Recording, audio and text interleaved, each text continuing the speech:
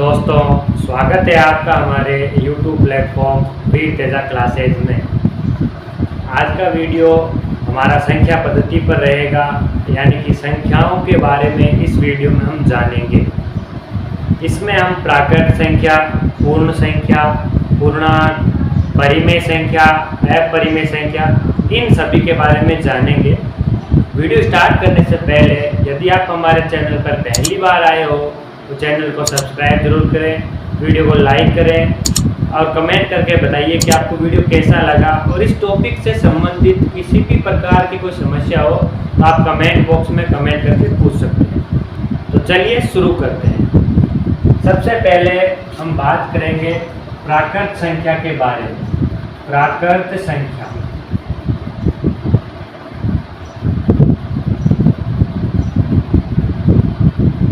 प्राकृत संख्या को अंग्रेजी भाषा में नेचुरल नंबर बोला जाता है। नेचुरल नंबर बोला जाता है प्राकृत संख्या। अगर आपसे कोई क्वेश्चन करे कि प्राकृत संख्या को किससे प्रदर्शित किया जाता है, हम बोलेंगे प्राकृत संख्या को कैपिटल N से प्रदर्शित किया जाता है, यानी कि कैपिटल N। प्राकृत संख्या को किससे प्रदर्शित करेंगे? कैपिटल N से प्रदर्शित करेंगे। जो प्राकृत संख्या है वो 1 से चालू होती है, यानी कि n इक्वल हम ऐसा लिख सकते हैं कि 1, 2, 3, 4, 5 डॉट डॉट डॉट डॉट ऐसे आगे चलती रहेगी। तो प्राकृत संख्या को समझ गया आप आराम से। देखो, प्राकृत संख्या अंग्रेजी में नेचुरल नंबर बोला जाता है। इसको कैपिटल N से प्रदर्शित किया जाता है। n equal 1, 2, 3, 4, 5 dot dot dot आगे चलता रहेगा। यानी कि प्राकृत संख्या सबसे छोटी कौन सी होती है? 1 होती है। आपसे कोई क्वेश्चन पूछे कि सबसे छोटी प्राकृत संख्या कौन सी होती है? 1 होती है। उसके बाद में दूसरा हम लेते हैं पूर्ण संख्या।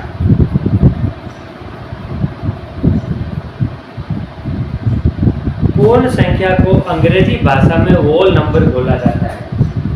WHOLE whole number. Whole number बोला जाता है पूर्ण संख्याओं को अंग्रेजी भाषा में। इसको किससे प्रदर्शित किया जाता है? W, कैपिटल W से प्रदर्शित किया जाता है। कैपिटल W से प्रदर्शित किया जाता है।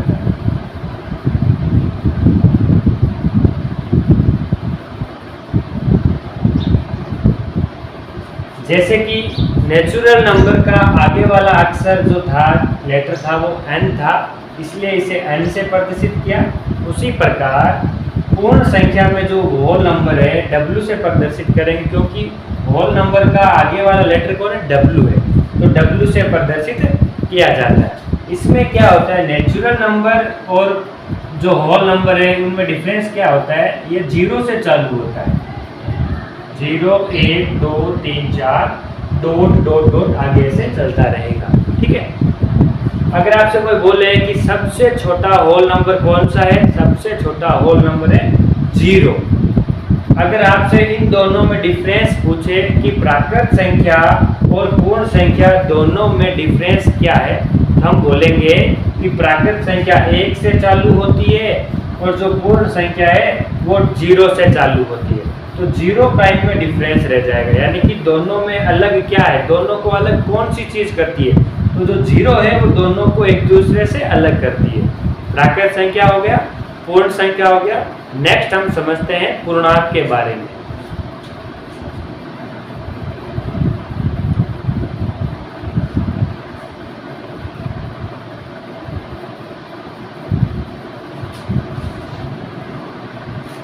तीसरा हमारा रहेगा संख्याओं के अंदर पूर्णांक।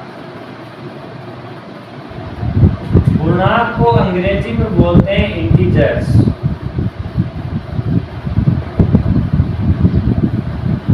पूर्णांक को अंग्रेजी भाषा में इंटीजर्स बोला जाता है, लेकिन इसे प्रदर्शित किया जाता है कैपिटल Z से।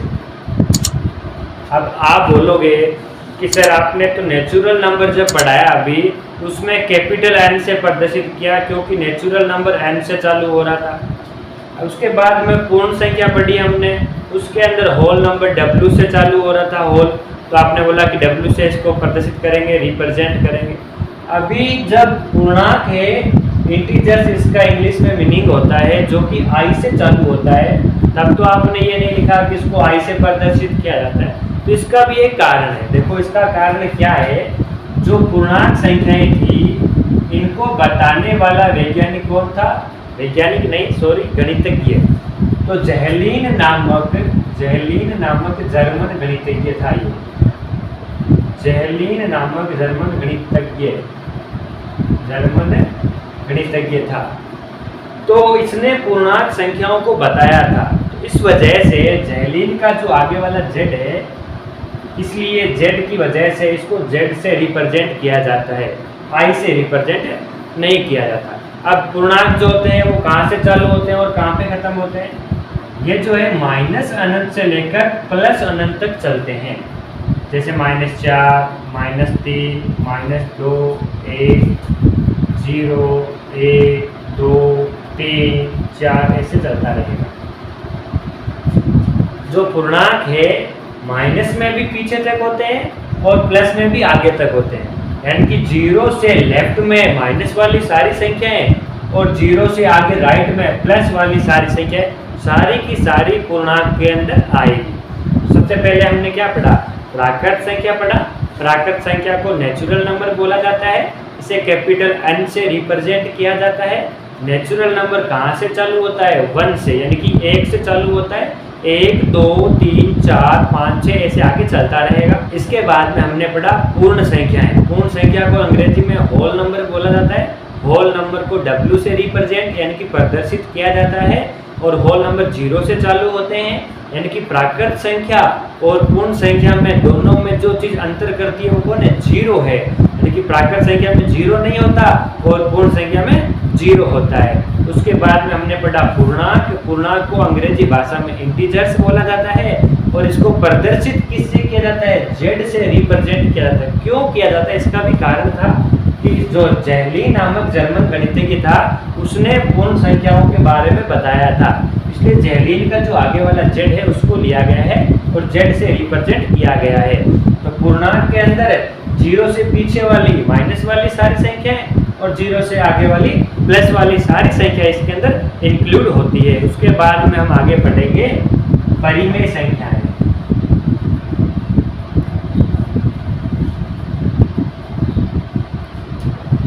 चौथा हमारा रहेगा संख्याओं के अंदर परिमेय संख्या।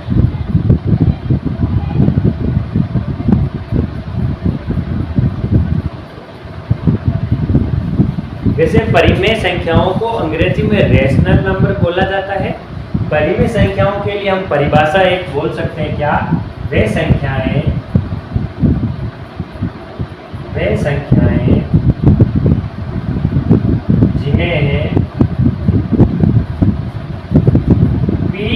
जिन्हें P/Q के रूप में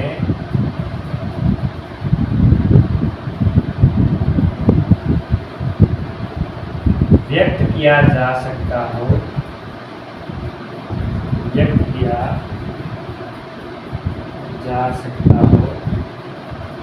वे संख्याएं जिन्हें P/Q के रूप में व्यक्त किया जा सकता हो परिमेय संख्याएं कहलाती है। अब P/Q का मतलब यानी कि जितनी भी संख्याएं हैं जिन्हें हम बट्टे वाली संख्या के रूप में अपॉन के रूप में लिख सकते हैं, सारी परिमेय के अंदर आएगी। यहाँ पर P और Q क्या है? P और Q यहाँ पर पूर्णांक है। क्या है? पूर्णांक। और इसके लिए एक शर्त होती है, जो यहाँ पे नीचे Q लिखा हुआ है उसकी जगह पर 0 नहीं होना चाहिए, अर्थात Q not equal to 0, Q बराबर 0 नहीं होना चाहिए। अगर Q के नीचे 0 हो जाता है, जैसे अगर ऐसा बोले 3/0, तो यह अपरिभाषित हो गया, क्योंकि किसी भी संख्या में 0 का भाग लगाते हैं तो अपरिभाषित है वो। इसलिए परिमेय संख्याएं कौन सी होती है? वे संख्याएं जिन्हें P अपॉन Q के रूप में व्यक्त किया जा सकता हो परिमेय संख्या कहलाती है। P और Q यहाँ पर पूर्णांक है। Q नॉट इक्वल टू 0 अर्थात Q की जगह पर कभी भी 0 नहीं होना चाहिए। अगर इसके उदाहरण की बात करें, एग्जाम्पल की बात करें उदाहरण जैसे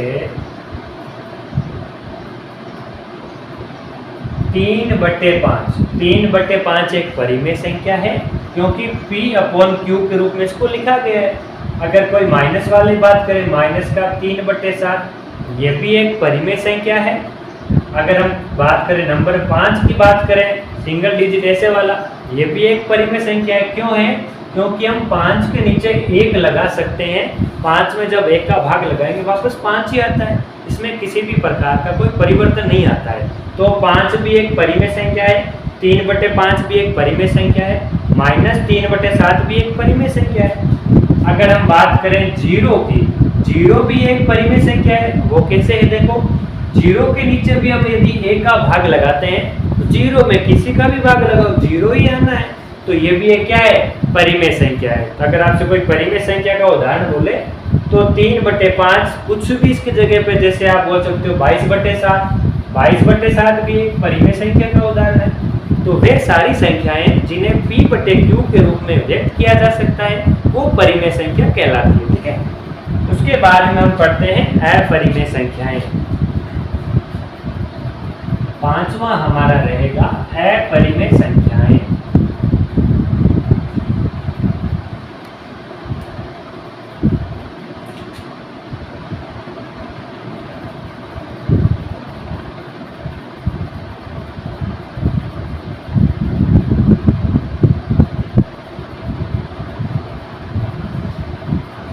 जैसे कि परिमेय संख्या में लिखा था, उसका विपरीत अपरिमेय संख्या के अंदर होगा। यानी कि वे संख्याएं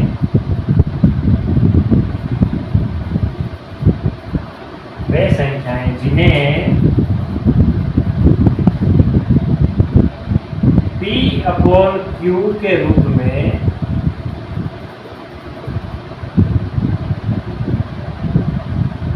व्यक्त नहीं किया जा सकता,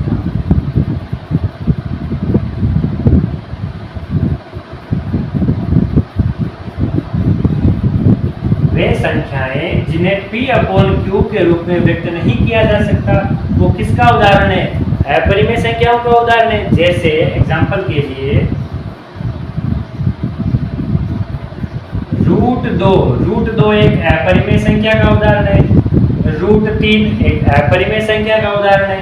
√5 एक अपरिमेय संख्या का उदाहरण है। तो वो सारी संख्याएं जिन्हें P/Q के रूप में व्यक्त नहीं किया जा सकता वो अपरिमेय संख्याएं कहलाती है। एग्जाम्पल √2, √3 और √5। अब आपके लिए घर से देते हैं, आपको होमवर्क के लिए आप कमेंट बॉक्स में बताइएगा कि ये जो संख्या मैं दे रहा हूँ वो इनमें से परिमेय संख्या कौन सी है, अपरिमेय संख्या कौन सी है। तो कमेंट बॉक्स में मुझे इसका जवाब दीजिएगा।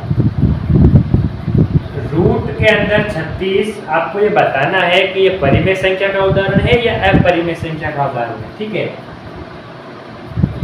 रूट के अंदर 18, पाई का मान, यानी कि √36 परिमेय का उदाहरण है या अपरिमेय का उदाहरण है। √18 परिमेय का उदाहरण है या फिर अपरिमेय संख्या का उदाहरण है। पाई परिमेय संख्या का उदाहरण है या फिर अपरिमेय संख्या का उदाहरण है। ई, ये भी आपको बताना है कि ये परिमेय संख्या का उदाहरण है या अपरिमेय संख्या का उदाहरण है। तो आपके लिए घर से ये 4 क्वेश्चन है, आप कमेंट बॉक्स में कमेंट करके बताइएगा कि √36, √18, पाई और ई ये परिमेय संख्या के उदाहरण है या फिर अपरिमेय संख्या का उदाहरण है। तो आज के वीडियो में बस इतना ही।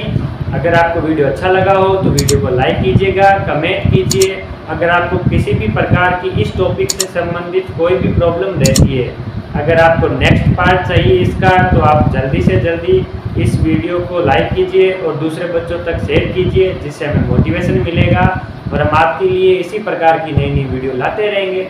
धन्यवाद।